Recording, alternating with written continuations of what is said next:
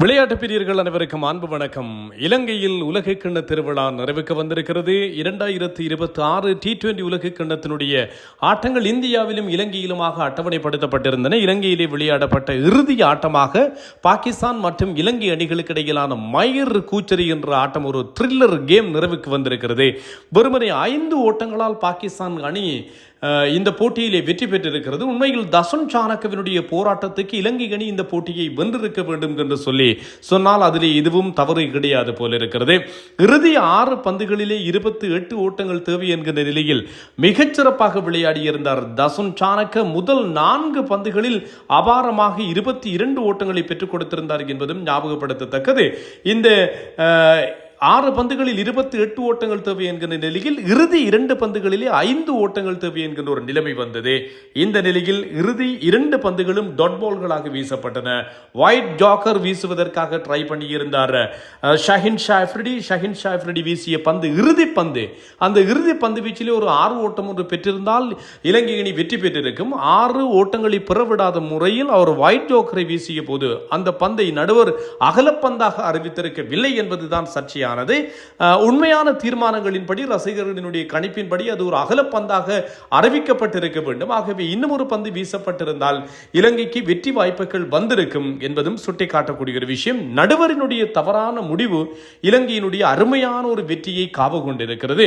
கடந்த போட்டியில் உங்களுக்கு தெரியும், தசுன் சாணக்க மீது ஏராளமான விமர்சனங்கள் முன்வைக்கப்பட்டிருந்தன. இவர் ரசிகர்களை பார்த்து ஏளனமாக அல்லது மோசமாக வர்ணித்திருந்தவை, இந்த குறிப்பிட்ட விடயங்கள் காரணமாக தசுன் சாணக்க மீதும் இலங்கை கிரிக்கெட் அணி மீதும் ஏராளமான விமர்சனங்கள் முன்வைக்கப்பட்டிருந்தன.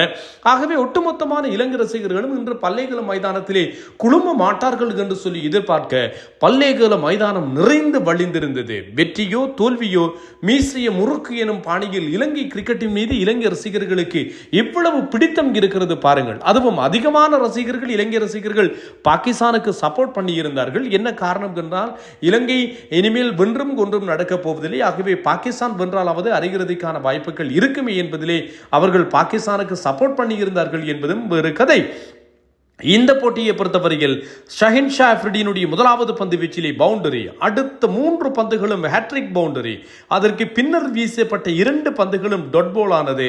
இந்த 2 பந்துகளிலே இறுதி பந்து மிகப்பெரிய ஒரு சர்ச்சைக்குரிய ஒரு பந்தாக மாறி போயிருந்தது என்பதும் சுட்டிக்காட்டக்கூடிய ஒரு விஷயம். இல்லை என்று சொன்னால் சனத் ஜெயசூரியவினுடைய இறுதி போட்டி. இது மாத்திரமல்லாமல் தசுன் சாணக்க, இவரை பற்றி ஏற்கனவே சொல்லி இருக்கிறேன், பல்லேகல மைதானம் இவர் பிரித்து ஆள்கின்ற ஒரு மைதானம் என்று சொல்லி ஆஸ்திரேலியா இவ்வாறு அடி வாங்கி இறுதி நேரத்திலேயே ஆச்சரியம் மிகுந்த ஒரு தோல்வியை ஆஸ்திரேலியா சந்தித்திருந்தது. அந்த வரலாறுகளை எல்லாம் என்னுடைய முன்னைய காணொளிகளிலே உங்களுக்கு பகிர்ந்திருந்தேன். இந்த மாதிரி ஒரு நிலைமைதான் இன்று பாகிஸ்தானுக்கு வருவதற்கு இருந்தது என்பதும் சுட்டிக்காட்டக்கூடிய ஒரு விஷயம்.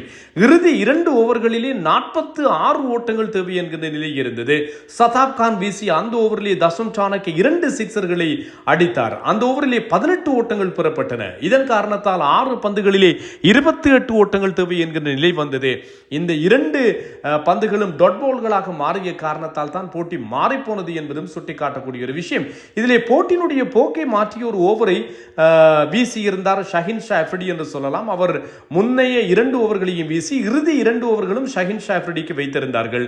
இந்த ஷஹின் ஷாஃப்ரிடி என்ன செய்தார்கள் என்று சொன்னால், அவர் வீசிய 18வது ஓவரிலே தான் போட்டியினுடைய போக்கு இலங்கைக்கு அவ்வளவு பெரிதான சாதகத்தை கொடுத்திருக்கவில்லை. இறுதி 3 ஓவர்களிலே 18 பந்துகளிலே 52 ஓட்டங்கள் தேவையாக இருந்தது. ஷஹின் ஷாஃப்ரிடி அந்த ஓவரிலே பவன் ரத்நாயக்கவை ஆட்டமிழக்க செய்திருந்தார். செய்தார் 3வது பந்து வீச்சிலே.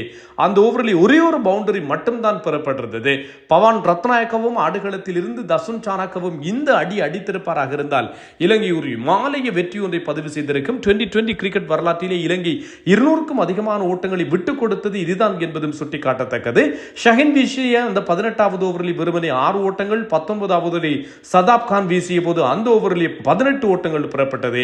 இதன் காரணத்தால் இறுதி ஓவரில் 28 ஓட்டங்கள் தேவை என்கிற நிலையில் நடுவரினுடைய மோசமான முடிவு இலங்கையினுடைய வெற்றியை பறித்திருக்கிறது. பாகிஸ்தான் 212 ஓட்டங்களை பெற்றுக் கொண்டது. முதலில் துடுப்படுத்தாடி நாணய சுழற்சியிலே வெற்றி பெற்றால் பாகிஸ்தான் சேசிங் செய்வதைத்தான் விரும்ப வேண்டும் என்று சொல்லி வசீம் அக்ரம் சொல்லியிருந்தார். முன்னாள் வீரர்கள் பலரும், ஹபீஸ், அதே போன்று முகமது யூசுப், இந்த வீரர்கள் எல்லாம் சொல்லியிருந்தார்கள் சாயும் அயூப், சதாப் கான் போன்ற வீரர்களை டிராப் செய்ய வேண்டும் என்று. பாகிஸ்தான் ஒரு கரெக்டான ஒரு பிளேயிங் 11 இன்றைய நாளிலே தேர்வு செய்திருந்தது. பாகிஸ்தான் இன்று வெற்றி பெற்றிருக்குமாக இருந்தால் பாகிஸ்தான் அரையிறுதியிலும் இங்கிலாந்து தென்னாப்பிரிக்காவை வீழ்த்தி இறுதிப் போட்டியிலும் கூட சாம்பியன் ஆகுவதற்கான அத்தனை அடித்தளத்தையும் அத்தனை பூஸ்டும் இந்த போட்டியிலே பாகிஸ்தானுக்கு கிடைத்திருந்தது. ஒரே ஒரு மாற்றம், சாயிம் அயூப்பை டிராப் செய்து ஃபகார் ஜமானை ஆரம்ப வீரராக கொண்டு வந்தார்கள். 176 ஓட்டங்கள் பிரித்து மேய்ந்தார்கள். முதல் 10 ஓவர்களிலே விக்கெட் இழப்பின்றி 100 ஓட்டங்களை பெற்றுக் கொண்டது பாகிஸ்தான் என்பதும் சுட்டிக்காட்டத்தக்கது. ஆனால் பாகிஸ்தானுடைய மோசமான பிரதிகளே பாகிஸ்தான் இவ்வாறு தோற்றுப்போவதற்கு காரணம் என்னவென்று சொன்னால், இப்படி விளையாடிய பாகிஸ்தான் இறுதி நேரத்திலே மளமளவென்று விக்கெட்டுகளை தாரை வார்த்தது என்பதுதான் சுட்டிக்காட்டத்தக்கது. 198 ஓட்டங்களுக்கு 2 விக்கெட்டுகள் என்று இருந்த பாகிஸ்தான் 212 ஓட்டங்களுக்கு 8 விக்கெட்டுகள் என்கிற நிலைக்கு மாறி போனது. 148 ஓட்டங்களுக்குள் இலங்கையை ஆல் அவுட் செய்தால் அல்லது கட்டுப்படுத்தி இருந்தால் பாகிஸ்தானுக்கு அரையிறுதிக்கு செல்வதற்கான வாய்ப்பு இருக்கும் என்று சொல்லி நினைக்க 147 பெறுவார்களா என்று சொல்லி பார்த்தால் இறுதியில் தசுன் சாணக்கியங்களால் வெற்றியை கூட பெற முடியும் என்று சொல்லி மிக ஒரு அபாரமான இன்னிங்ஸை ஆடினார். எது எவ்வாறாயினும் கூட தசுன் சாணக்கிய மீதும் இலங்கை கிரிக்கெட் மீதும் இருந்த ரசிகர்களுக்கு இருந்த வெறுப்பு, மிகப்பெரிய ஒரு கோபதாபங்கள் எல்லாம் இந்த இன்னிங்ஸ் மூலமாக இந்த போராட்டமான இன்னிங்ஸ் மூலமாக இல்லாமல் செய்திருக்கிறார்கள் என்று சொன்னால் அது ஒன்று மிக இல்லை.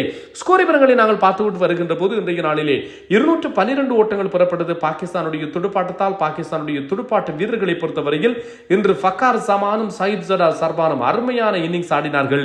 சாஹிப் ஜடா ஃபர்கான் 60 பந்துகளில் 5 சிக்ஸரோடு 100 ஓட்டங்கள், ஃபக்கார் ஜமான் 42 பந்துகளில் 84 4 சிக்ஸரோடு இவர்கள் இருவருமாக மொத்தம் 9 சிக்ஸர்களை விளாசினார்கள். அதற்கு பின்னர் வந்த வீரர்கள் எந்த ஒரு சிக்ஸரையும் விளாசவில்லை. வெறுமனே 3 பவுண்டரிகளைத்தான் விளாசி இருந்தார்கள். பாருங்கள், இதுதான் பாகிஸ்தான் கணி. ஹவாஜா நஃபி 2 ஓட்டங்கள், சதாப் கான் 7, முகமது நவாஸ் 0, சல்மான் அலி ஆகா 0. ஏன் தான் அணியில் இருக்கிறார் என்றே தெரியாது. உஸ்மான் கான் 8, சஹீன் ஷா ஃபெடி 4, நசீம் ஷா 1 என்று சொல்லி நடையை கட்ட 212 தான் பெறப்பட்டது.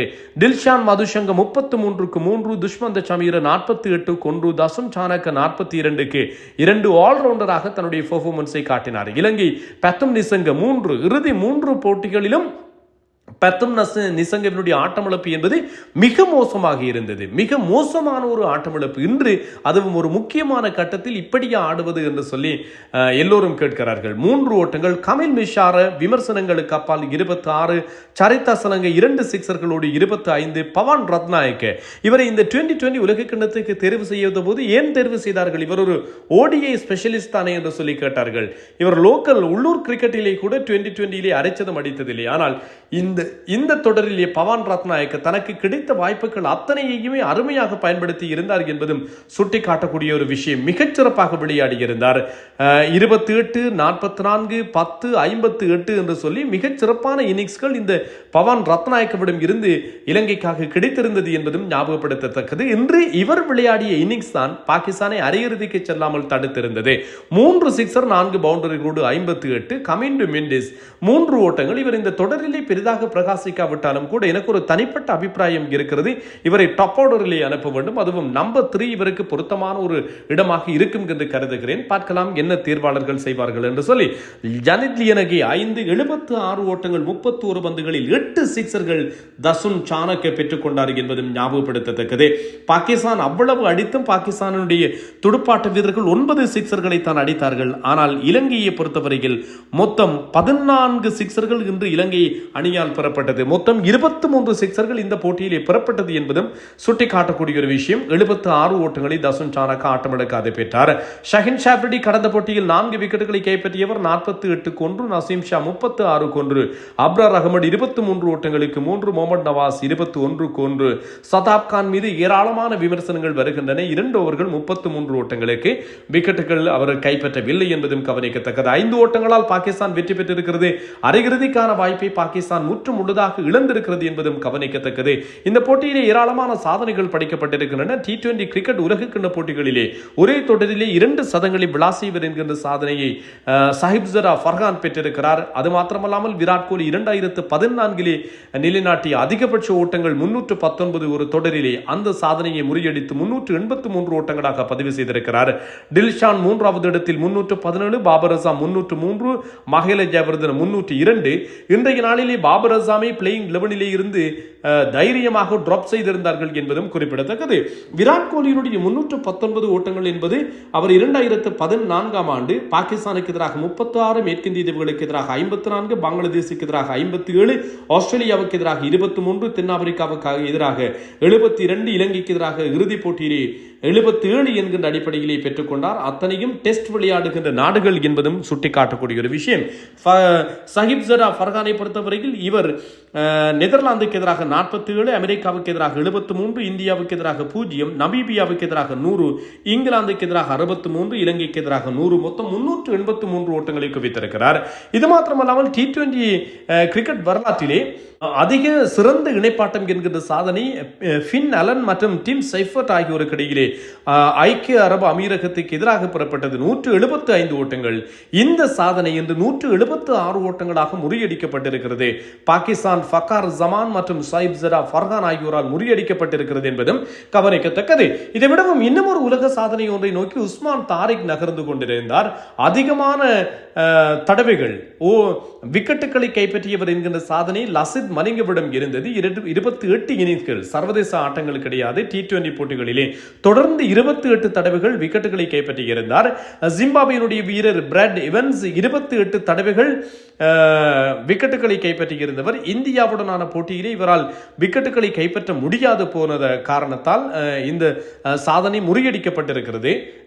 மலிங்கவினுடைய சாதனை அதே போன்று பிராட் இவன்ஸ் ஆகியோர் தலா 28 போட்டிகளோடு இதனை தங்களுடைய வசம் இந்த சாதனையை வைத்திருக்கிறார்கள். ஆனால் உஸ்மான் தாரிக்கு அருமையான வாய்ப்பு இருந்தது.